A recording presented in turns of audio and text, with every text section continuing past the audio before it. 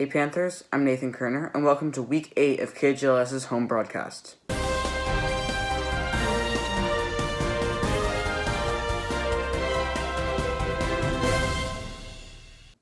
First up, we have Rahel, with an interview with a medical professional. Hey Panthers, I'm Rahel Menon from the KJLS Panthercast. In this week's new episode, we are going to be taking a deeper look into a physician's job when treating patients with COVID-19. Today, I am speaking with Dr. Caroline Marr, a physician at Kaiser Permanente and an assistant chief of medicine of San Rafael and a module chief of San Rafael Downtown Medical Center. She has been in the healthcare profession for over 20 years. Hello, Dr. Marr. It is so wonderful to have you here today. So my first question would be, during this time, how are you able to manage the time spent with your patients and your family? Yeah, that's a great question. So just as background, I work in internal medicine. And so internal medicine work both in the hospital and also in the outpatient clinic. The very first day of the, I would say the Bay Area wide shutdown, I did work in the COVID tent. I think for my family, I'm fortunate. My kids are teenagers, so Yes. they're not very young, so they're old enough to be independent like you are. So my hope is that they've transitioned to online learning and that they're able to do the learning from their computer and still stay in touch with their friends. If one gets tested positive for coronavirus, what will happen? So in our particular system, and I work for Kaiser, which is a very large system in the Bay Area. Kaiser, anyone positive is followed by an outpatient team. So the team follows that patient at home. So the patient is sent home with a thermometer and an oxygen saturation monitor that will monitor their oxygen. And then every day, a physician or a nurse practitioner will call that patient to monitor them at home. The particular dangerous days are between days 5 and 11 after symptoms start. So those are the days where patients can really get into trouble, and we want to make sure that they monitor their oxygen. The fortunate thing is the vast majority of patients with COVID-19 have mild symptoms, and they may not need to be in the hospital. So we're really concentrating on the high-risk patients that may end up needing to be in the hospital. The other thing that is important is they need a quarantine for 14 days, and also they need to, we need to separate them from their family members to avoid household contamination. Like just complete home isolation or room isolation? They're pretty much isolated in their home, but we want them to have a specific room in the house. So their room, and hopefully if they're able to have their own bathroom. If one gets tested and is negative for coronavirus, what should they do if they still don't feel well? Well, we have tested many patients, and vast majority are actually negative. And so the good news is for most of these patients that are testing negative, whatever their symptoms are, whether it's a cough or sore throat or fever, is likely due to something else. The thing to remember is there are many other diseases that are prevalent and maybe more prevalent than COVID in our community. So if their symptoms are persisting, I do recommend them seeing their doctor. Finally, to the people who are not taking the effects of coronavirus seriously, what advice would you give them? Yeah, I think, the best thing the public can do is to really think about public health as a way to protect not just yourself, but other people. You may not get sick, but you might infect your grandmother or grandfather, or you might infect a neighbor who has cancer and is somehow immunocompromised. So it's not just for yourself, it's for others around you, and that's important. And I think as more and more people kind of understand their role in public health, it's incumbent upon them to understand that every individual has a role in improving the health of the community. All right. Okay, thank you. Thank you so much. Okay, take care. Okay, bye. Thank you so much, Dr. Marr. I'm really glad to receive such insightful information from you. Panthers, with this information, I hope you all will benefit and have more appreciation for people on the front lines. From Palo Alto, this has been Rahil. Now back to you in the studio. Thanks, Rahel. Next, we have Kira talking about gardening. Hey Panthers, it's Kirith from KJLS. If you've been bored in quarantine, then you should definitely try gardening. You can use fruits that you have at home to create new plants, and you can even recycle old things to help your plants grow. For a DIY gardening pot, take an egg carton. Open the egg carton and cut the top part of it off.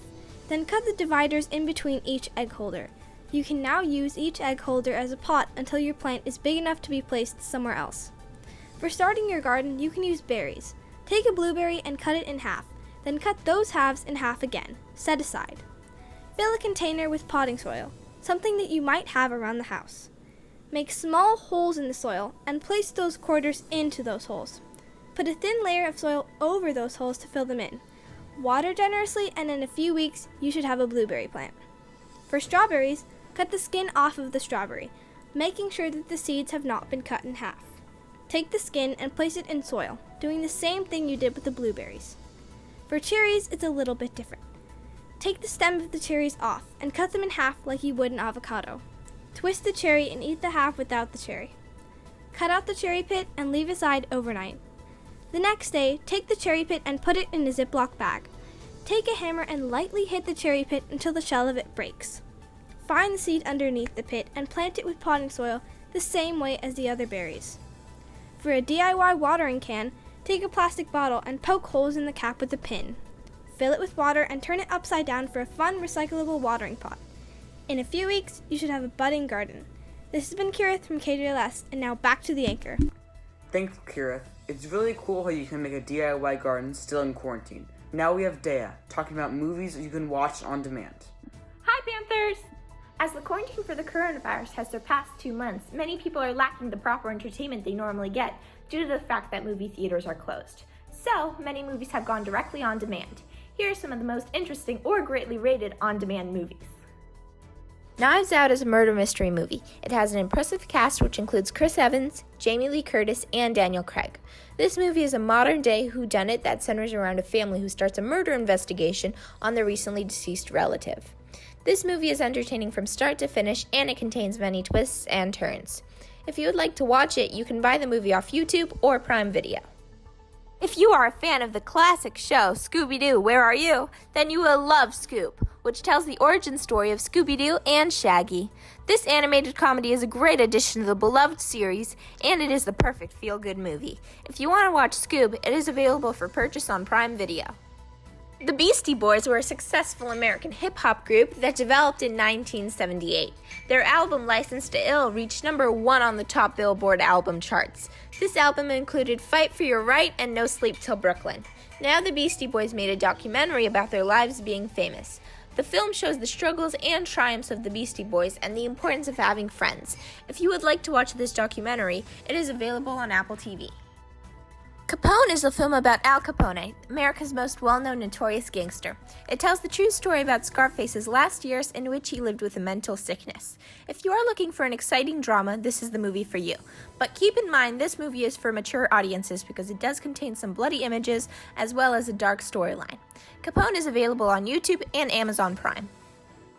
Emma is a story that has been adapted many times. Some examples of the adaptations would be Clueless, Emma 1996, and Emma 2020. But beneath all these adaptations is the same classic story that audiences love. It is about a spoiled girl who likes matchmaking her friends and eventually finds love for herself. If you enjoyed the book or liked an adaptation like Clueless, this movie is for you.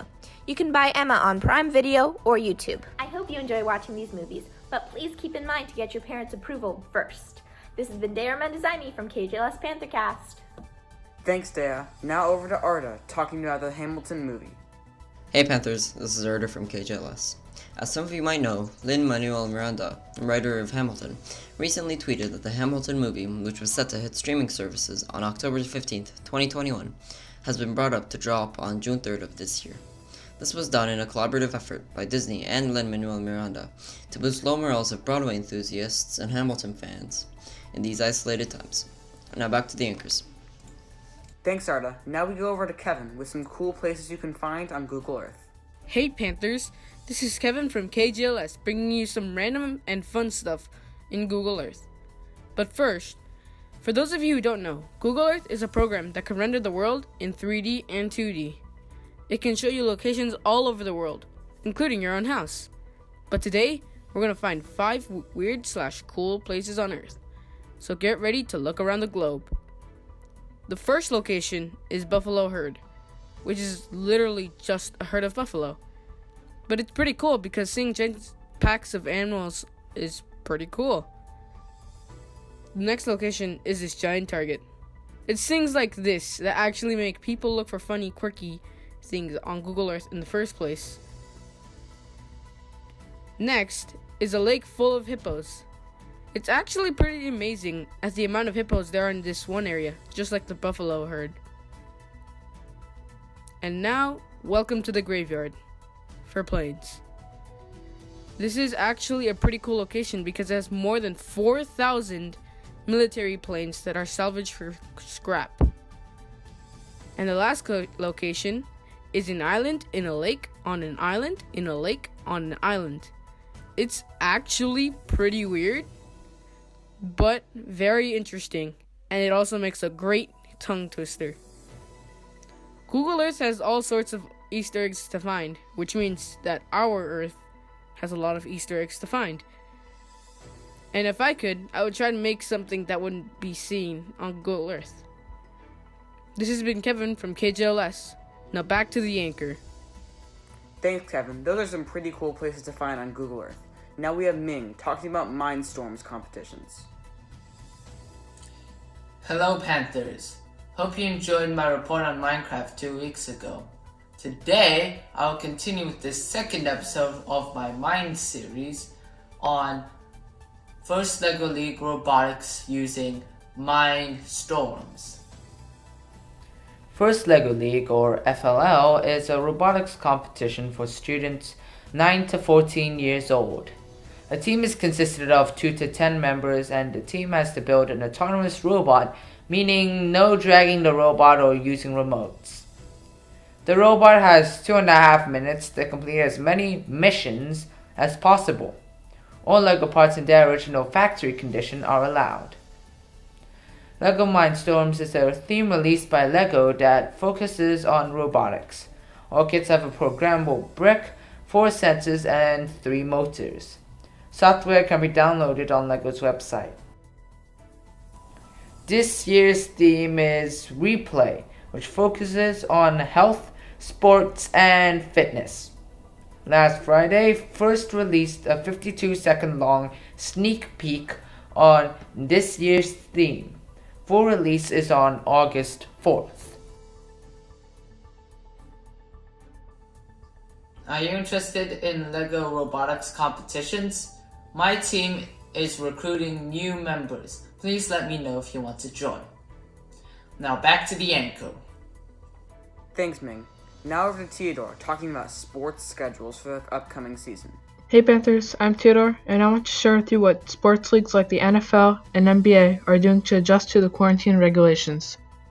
On May 7th, the NFL has announced that they will start their normal season in 2020, releasing their schedule.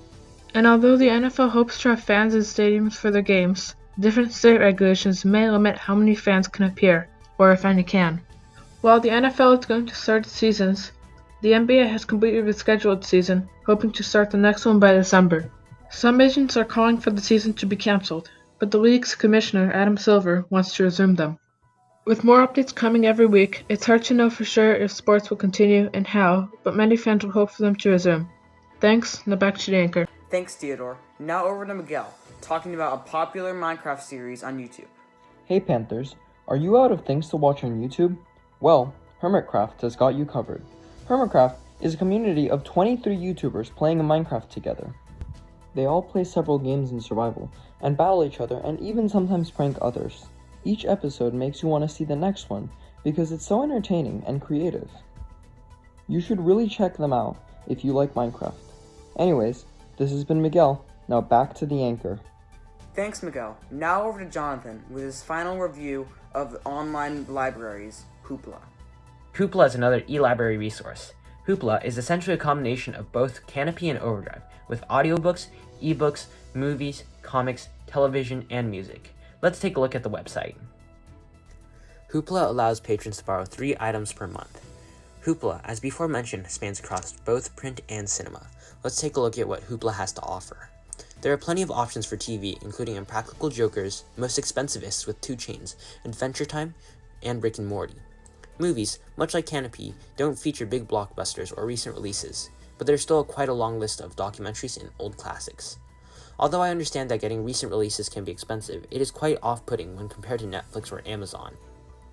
Luckily, the ebook and audiobook selection is fantastic, with popular series like Percy Jackson, Marvel's line of books, along with books like 12 Years a Slave and Titan. The comic section is also not lacking, with popular titles like Spider-Man, Miles Morales, Big Nate, and Snoopy, A Beagle on Mars. The music selection is hit or miss, with some popular artists, but no new releases. Now, to my thoughts on the user interface. It's alright. The front page only contains a recommended for you. With no other categories like popular or new, it's really empty, with nothing going on. I almost missed the overwhelming categories that Canopy had. But once you get past the home screen, it drastically improves. Searching is easy, and there are standard filters like format, language, release date, date added, and patron rating to help sort through books. In conclusion, Hoopla has a good selection of audiobooks and ebooks, with an average movie collection. Overall, it's pretty good. For ebooks, I still like Overdrive and Sora better, but Hoopla has some books that Overdrive doesn't, so it's worth looking at. Movies and video, in my opinion, just stick to streaming services. Unless there is something really specific that is a Hoopla exclusive, Netflix, Amazon, and Hulu just do it better. With all that, thanks for listening, and now back to the anchor. And finally, here are a couple shoutouts from some JLS students. Happy birthday, Sean. I hope you have a good day today. Even though we're not at school to decorate your locker, I hope you still have a very good day today.